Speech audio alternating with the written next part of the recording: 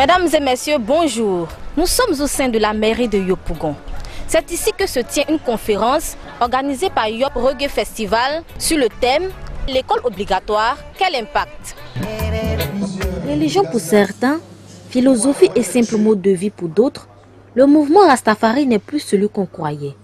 Aujourd'hui, ce mouvement se dirige vers d'autres fonctions.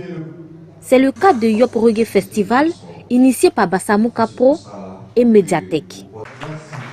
Comme la première, la deuxième édition débute ce 18 août 2017 par une conférence publique dans la salle de mariage de la mairie de Yopougon.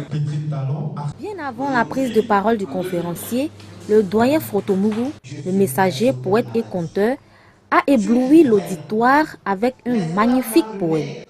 Enchaîné sur les plages ensoleillées. L'école obligatoire, quel impact? C'est le thème retenu pour la deuxième édition de Yop Reggae Festival qui sera animée par le professeur Adama Koulibaly, doyen de l'UFR des langues, littérature et civilisation de l'université Félix Houphouët-Boigny d'Abidjan. Des phases pilotes ont été initiées en Côte d'Ivoire. Avant de développer le dit thème, M. Adama Koulibaly, conférencier, a fait un bref historique de l'école ivoirienne depuis l'époque coloniale jusqu'à nos jours. Le dispositif éducatif ivoirien tel qu'il est mis en place de faire face à plusieurs types en Côte d'Ivoire. Concernant l'école obligatoire, le professeur a mis l'accent sur les obligations des parents et de l'État. Quelqu'un a posé la question une fois, la rue n'enfante pas. Les enfants qui sont dans la rue sont les enfants de quelqu'un. C'est la question de la responsabilité.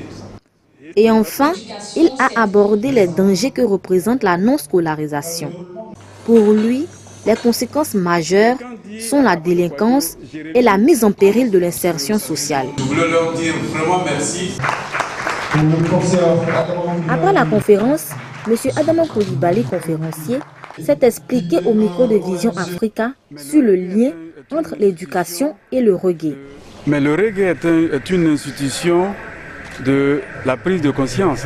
Donc le rapport il est vite fait. Et je pense que les initiateurs de ce projet de faire parler de l'école obligatoire pendant leur festival est une bonne chose. Parce que danser, c'est bien, mais quand vous écoutez les chansons reggae, vous vous rendez bien compte qu'il ne s'agit pas simplement de faire danser, il s'agit d'amener les gens à prendre conscience d'un certain nombre de choses. Et la thématique qu'on évoque ici, notamment l'école obligatoire, entre absolument dans ce cadre-là. Il faut que nos enfants aillent à l'école, c'est inscrit dans les textes depuis longtemps.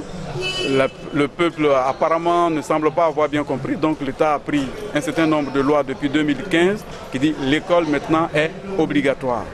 Ça veut dire que les enfants de 6 à 16 ans doivent pouvoir trouver place dans nos établissements pour augmenter le temps de scolarisation, pour augmenter également le taux de scolarisation. Quand on parle d'émergence, c'est avec des indices importants comme ceux-là qu'on va à l'émergence. Donc je leur tire mon chapeau pour l'initiative. C'est une très très bonne lucarne et je pense qu'un festival a ce sens-là aussi. Le festival, c'est un endroit où on va pour se chercher.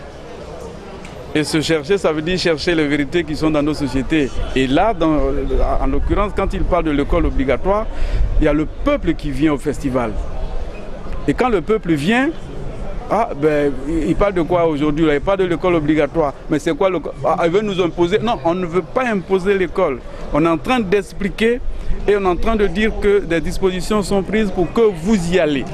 Donc le festival est une très très bonne lucarne et encore une fois je félicite les organisateurs pour cette initiative. Monsieur Bassamouka, commissaire général de Yop Reggae Festival, nous a accordé un interview. D'abord par passion et au vu d'un constat, c'est que la Côte d'Ivoire est le troisième pays producteur de reggae et on n'a pas suffisamment de festivals. Donc on s'est dit qu'il fallait créer cette plateforme d'expression pour tous les faiseurs de reggae afin de mieux les promouvoir. Mais ce que je souhaite, c'est que d'autres personnes aient des initiatives pour que nous, les faiseurs de reggae, on ait assez de scènes pour pouvoir nous exprimer. Comme la première édition, on a associé ce volet réflexion, ce volet social-là, parce qu'on s'est dit, le règlement, il sensibilise. Le règlement, c'est celui-là qui prône la paix, l'amour, la cohésion sociale.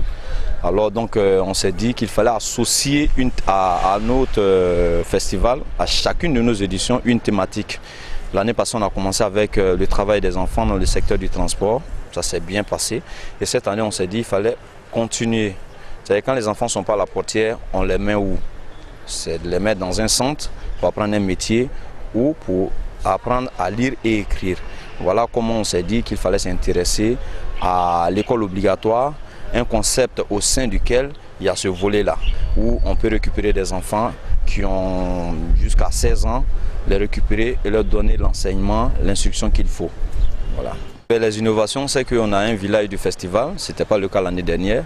Un village du festival, vous avez des expositions d'objets d'art qui sont dans les différents stands. Vous avez à manger, la restauration avec différents mets ivoiriens. Vous avez également des maquis géants pour ceux qui veulent se rafraîchir. Et dans la soirée, autour de 19h-20h, les concerts live commencent avec la vingtaine d'artistes qu'on a. Ahmed Farah, Spyro, Fadalde, Kalougia, ils sont nombreux. Et on a fait venir cette année encore en termes d'innovation 2 artistes qui nous viennent du Faso, du Burkina. Voilà, Freeman Tapili et Ismo Vitalo. Et ajouté à eux, on a un Marocain qui est Fad Bastos. Donc voilà un peu les innovations pour l'édition 2. Merci à vous.